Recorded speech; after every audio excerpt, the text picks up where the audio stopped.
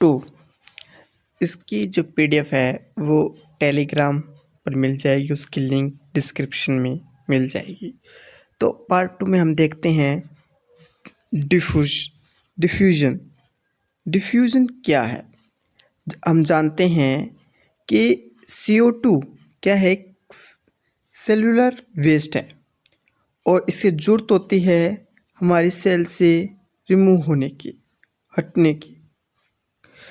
It keeps accumulating inside the cell, and when its concentration become higher in the cell as compared to its external environment, कहता है कि ये जो cell है के अंदर इसकी मात्रा CO2 की ज़्यादा होती है, सेल में इन्वायरमेंट के मुकाबले ज़्यादा होती है, हैं? तो इसलिए क्या होता है, ये जो सेल है वो हमारे सेल से हटती है। इस प्रोसेस को डिफ्यूजन कहते हैं। सिमिलरली जैसे कि O2 हमारे सेल में एंटर करती है और जब ये, क्योंकि बाहरी एरिया में ये मात्रा ज़्यादा होती है, इसलिए हमारे शरीर के अंदर O2 आता है, ऑक्सीजन आती है, और क्योंकि ये हमारे सेल में कम होती है तो क्या है, जो हायर कंसंट्रेशन है वहाँ से लो कंसंट्रेशन की तरफ जाता है, उसे ही डिफ्यूज़न कहा जाता है। दूसरा हमारा ओस्मोसिस है। ओस्मोसिस क्या है? ओस्मोसिस का मतलब है कि लो कंसंट्रेशन से हाई कंसंट्रेशन की तरफ जाना।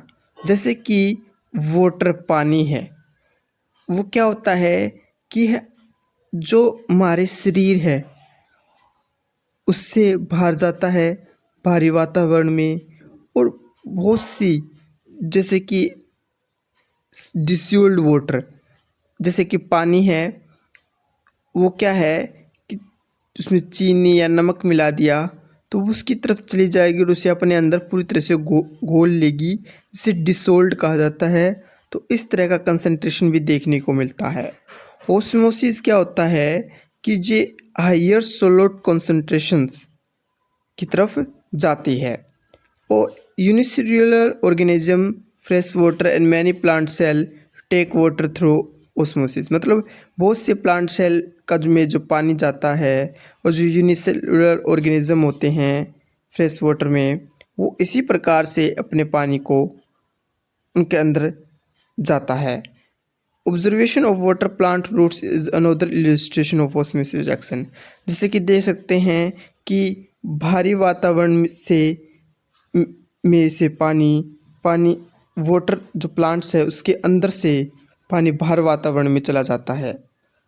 तो इस तरीके से हम देखते हैं कि ओस्मोसिस की स्थिति पाई जाती है। ये जहाँ पर पानी की मात्रा ज़्यादा है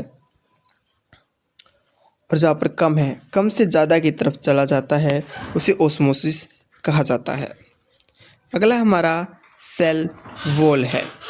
cell wall it's found in plants, ये प्लांट्स के अंदर पाया जाता है, फंगी के अंदर पाया जाता है, और बैक्टीरिया ये प्लाज्मा मेम्ब्रेन के आउटसाइड, बाहर पाया जाता है। प्लाज्मा मेम्ब्रेन से बाहर होता है, जैसे कि ये प्लाज्मा मेम्ब्रेन ये है जो दूसरी लाइन बनाई मैंने, और ये क्या है, ये सेल वॉल है और ये प्लाज्मा मेम्ब्रेन है। तो क्या होता है कि it is made up of cellulose, ये जो ये है ना, ये किससे बना होता है? सेलुलोज से बना होता है। Which provide structural strength to the plant, जो क्या है, एक प्लांट को सख्त और स्ट्रक्चरल स्ट्रेंथ प्रोवाइड करता है।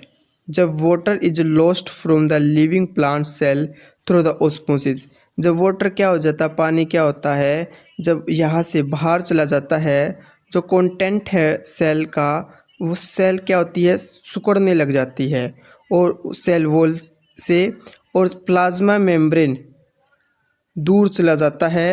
और इस सेल वॉल से, ये प्लाज्मा मेम्ब्रेन इस सेल वॉल से दूर चला जाएगा, उसे प्लाज्मोलिसियस कहा जाता है।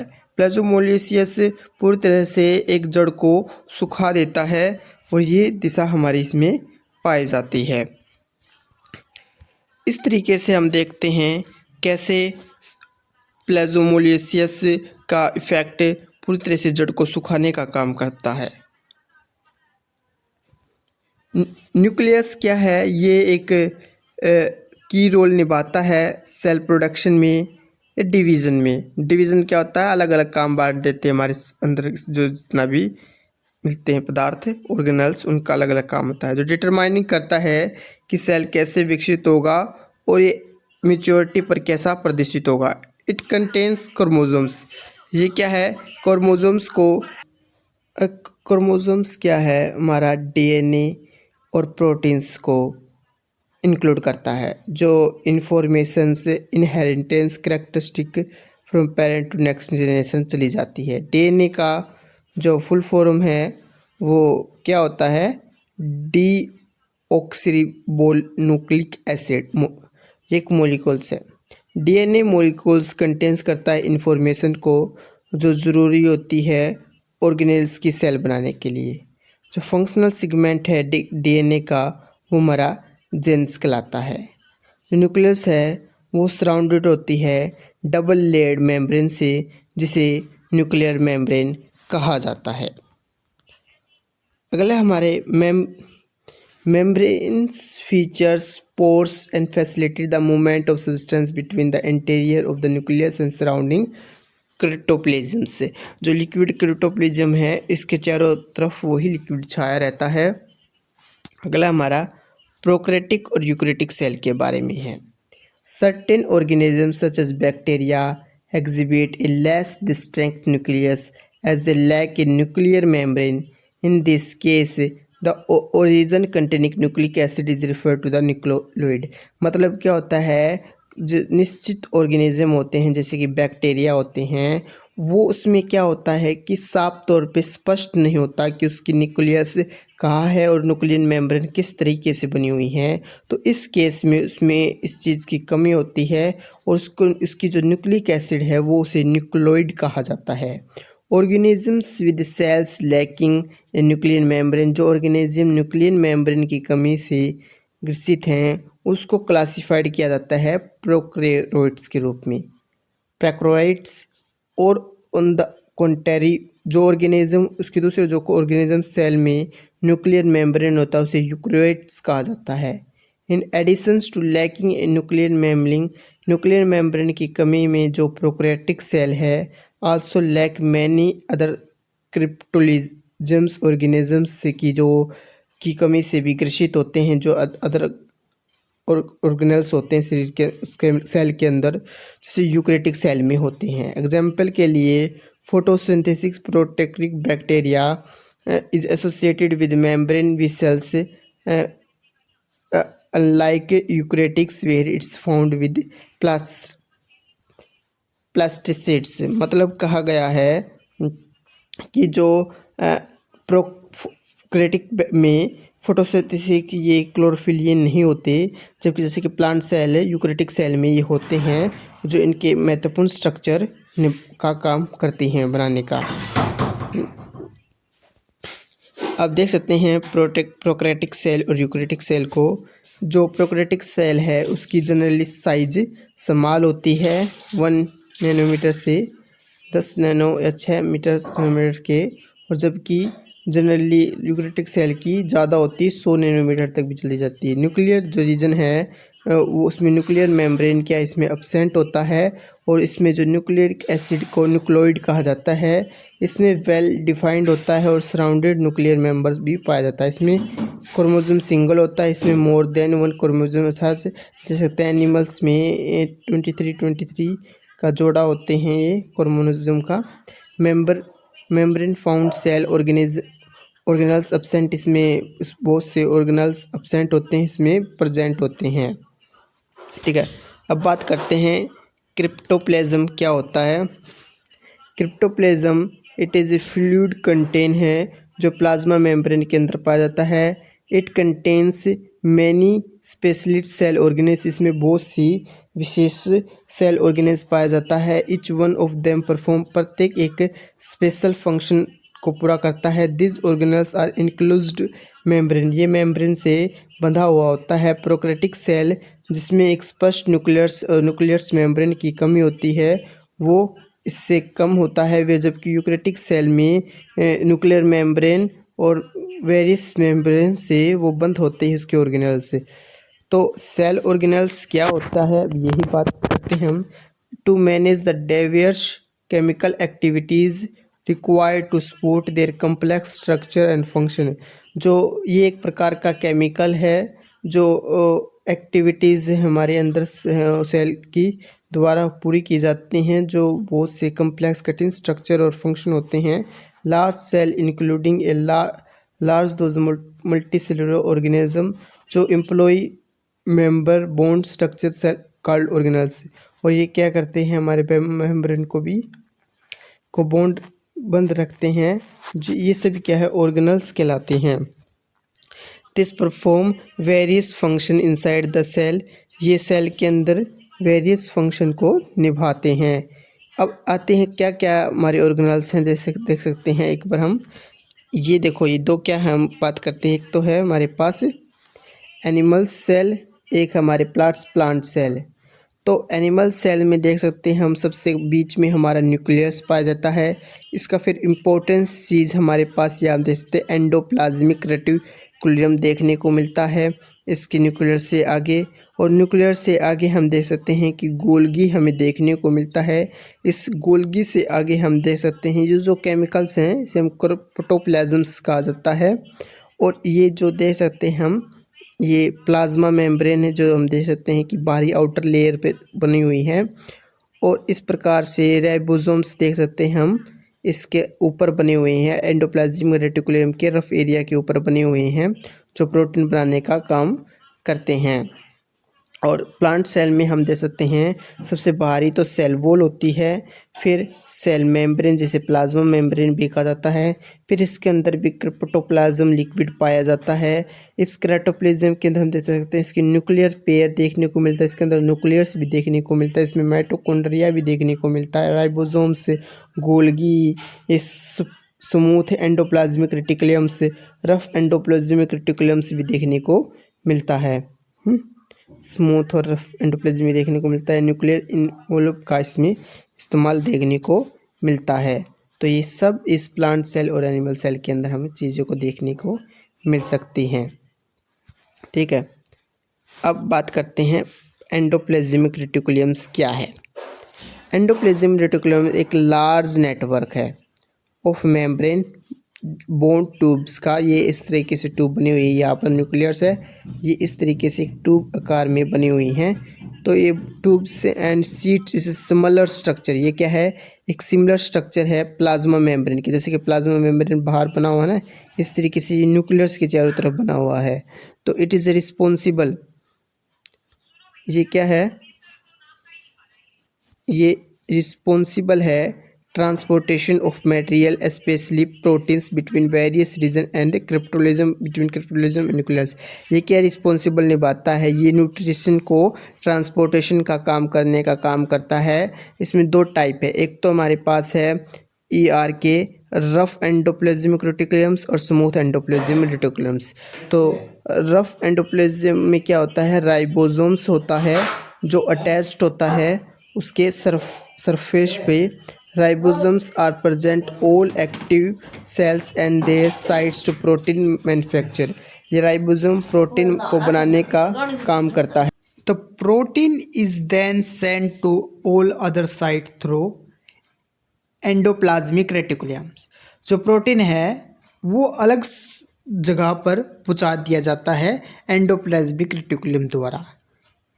SCR play a role in producing lipid, जिसे फैट कहते हैं, molecules which are crucial for functioning. जो स्मूथ एंडोप्लाज्मिक रेटिकुलम्स है वो फैट को प्रोड्यूस करने का काम करता है। Endoplasmic reticulums also support some of the bio chemicals activities of the cells. ये क्या करता है, सपोर्ट करता है बायोकेमिकल एक्टिविटीज़ को। Within the liver cells of vertebrate animal, the smooth endoplasmic reticulum serve a critical role in detoxifying various toxin and drugs। और क्या करता है, जो स्मूथ एंडोप्लाज्मिक रेटिकुलम्स है वो महत्वपूर्ण रोल निभाता है जो भी ड्रग्स या टॉक्सिन होते हैं उसे डिटॉक्सिफाइंग करने में, जो महत्वपूर्ण होते हैं हमारे पाचन तंत्र के लिए भी। अब बात करते हैं प्लांट सेल की। देखते हैं प्लांट सेल में, देखो ये cell well, rough endoplasmic reticulum, smooth endoplasmic reticulum से, मिटोकॉन्ड्रिया, न्यूक्लियस, ये सब होती हैं। तो इनके ऑर्गेनल्स की बात कर रहे हैं। अब गोल्गी एपरेटस क्या है, देख सकते हैं गोल्गी एपरेटस क्या है। It is a system of membrane bones vesicles which are connected to the membrane of endoplasmic reticulums. ये एंडोप्लाज्मिक रेटिकुलम्स के साथ ही कनेक्ट होता है। इससे आगे का पार्ट एंडोप्लाज्मिक रेटिकुलम से, उसे गोल्गी एपरेटस कहते हैं। ये material scientist near the endoplasmic reticulum packed and dispatched of various target inside and outside of the cells through Golgi apparatus. इसमें क्या होते हैं कि जो भी फैट्स और प्रोटीन से बना होता है ये Golgi apparatus. Its function include storage, क्या काम है देखो, स्टोरेज करने का, मॉडिफिकेशन करने का, और पैकिंग प्रोडक्ट इन विसल्स, इसकी विसल्स में पैकिंग कर लेना का। It also involve information of लाइजोम्स। लाइजोम्स एक सुसाइड बैग्स होता है जो मेम्ब्रेन बोन्स स्ट्रक्चर को कंटेन करता है। डाइजेस्टिव इंजाइम्स होता है, ये इंजाइम्स प्रोड्यूस होता है रफ एंडोप्लाज्मिक रेटिकुलम्स में। इसमें क्या होता है, ये जो लाइजोम्स है वो एक वेस्ट डिस्पोजल सिस्टम की तरह एक्ट करता है, जहाँ पर ये मेंटेन करता है और सुधारता, क्लीन कर देता है और तोड़ देता जो बाहरी पदार्थ आते हैं। और उस हिस्से मतलब अगर देखो ये हमारे प्लाज्मा मेम्ब्रेन, सेल मेम्ब्रेन है, यहाँ से कोई पदार्थ आता है और तो यहाँ से ये यहाँ पर लाइजोसोम्स होता है, यहाँ पर ये एकदम सुसाइड फट जाता है और उसका जो नुकसान होने का आगे का खतरा है फिर सब ऑर्गन सेफ रहते हैं इससे। तो ये स्थिति इसमें देखने को मिलती है। और जो ये पोटेंट डाइजेस्टिव एंजाइम्स क्या करता है, दैट हैव ब्रेक कर देता है कम्प्लेक्स सब्सटेंस को इनटू कंपाउंड्स में। द एबिलिटी होती है टू ब्रेक करने की wide range of organic materials, maintaining करती है सेल हेल्थ फंक्शन को। इसे हम सुसाइड बैग्स के नाम से भी जानते हैं। अगला हमारा माइटोकॉन्ड्रिया है।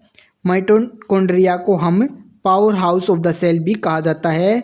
माइटोकॉन्ड्रिया एक पिवटल रोल निभाता है, महत्वपूर्ण रोल निभाता है एनर्जी रिक्वायर्ड करने में, जो एक केमिकल प्रोसेस होती है लिविंग ऑर्गेनिजम्स के अंदर। This energy stores in the molecules ATP, एंडोसाइंस ट्रिफोस्फेट के रूप में ये एनर्जी फॉर्म होती है। ATP is often refer to the energy currency, से एनर्जी करेंसी के नाम से भी जाना जाता है, बिकॉज ये एनर्जी स्टोर करती है और एटीपी मॉलिक्यूल्स इज यूटिलाइज, इसे अच्छी तरह से इस्तेमाल कर देती है। आगे हमारा है by the body to synthesis new chemical compounds and carry chemicals task necessary for life, ये जो जीवन के लिए इसका ज़रूरी होती है। अगला हमारा जिसे हम प्लास्टिड्स कहते हैं, this are present in only plant cell, ये प्लांट सेल में होते हैं। और जो प्लास्टिड्स हैं ये दो टाइप की होती हैं, एक तो क्रोमोप्लास्ट जिसे कलर प्लास्टिड्स कहते हैं, एक है ल्यूकोप्लास्ट जिसे वाइट और कलरलेस प्लास्टिड्स कहते हैं। जो क्रोमोप्लास्ट है इसमें जो पिगमेंट है क्लोरोफिल का वो मौजूद होता है जिसे क्लोरोप्लास्ट कहते हैं।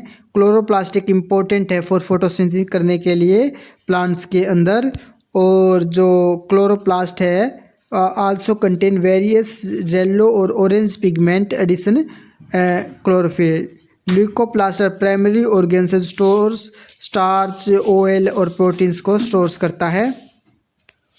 और इसमें हमें वैक्यूल्स भी देखने को मिलता है। Vacuoles store substance are the larger plant cell than animals. इसमें जो वैक्यूल्स हैं वो बड़े होते हैं प्लांट सेल में एनिमल सेल की तुलना में। Vacuoles in plant cell are store important substance like amino acid, sugar, organic acid, protein and also provide turgidity and rigidity to cell. मतलब ये कठोरता और एक इसका महत्वपूर्ण ट्रिजिडिटी प्रदान करता है वैक्यूल्स इसके अंदर, जो इसे मौजूद स्ट्रेंथ प्रोवाइड करने में काम मदद करता है। सिंगल सेल्ड ऑर्गेनिज्म एमोबिया है food vocals the store consumed food. Specialized vocal in some unicellular organism expel excess water and waste from the cell. आगे हमारे सेल डिवीजन का काम है। सेल डिवीजन क्या है? New cells are formed in organisms for growth, replacing old और damage cell, producing gametes for reproduction. This process is the formed of new cell is called cell division. मतलब क्या है कि सेल डिवीजन कैसे होती है कि एक तो ये सिंगल सेल है, इस सिंगल सेल के दो टुकड़े हो जाएं और इससे एक दो सेल बन के आ जाएं, तो इस तरह की सेल होती हैं। एक होती हैं ये एक सेल है, ये एक, तो यहाँ पर स्पर्म है या एग्स है, तो इन दोनों की मीट से एक नया सेल बन के आता है, उसे हम कहते हैं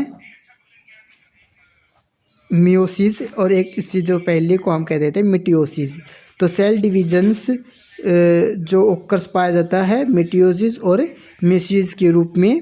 तो क्या हम देख सकते हैं, तो मिटोसिस क्या है? इन दिस प्रोसेस में प्रत्येक सेल मदर सेल कहलाती है, जो डिवाइड हो जाती है टू आइडेंटिकल एक समान डॉटर सेल में, विच है सेम नंबर ऑफ क्रोमोजोम, जिसमें सेम क्रोमोजोम होंगे उस मदर सेल के हिसाब से। It help in growth and repair tissue organism. ऐसे कैसे? देखो हमारे जो कोई अंग है उसमें कट लग जाता है, तो कुछ टाइम के बाद वो कट अपने आप भर जाता है, तो उसी को हम मिटोसिस कहा गया है। और मियोसिस क्या है कि it involve two consecutive division as cell produce two new cell in this number of chromosome daughter cell and number of chromosomes that of mother cell. जैसे कि एक है स्पर्म सेल है और एक है एग सेल है, तो दोनों की मीट से एक नई सेल बनकर आती है, उसे मियोसिस कहा जाता है।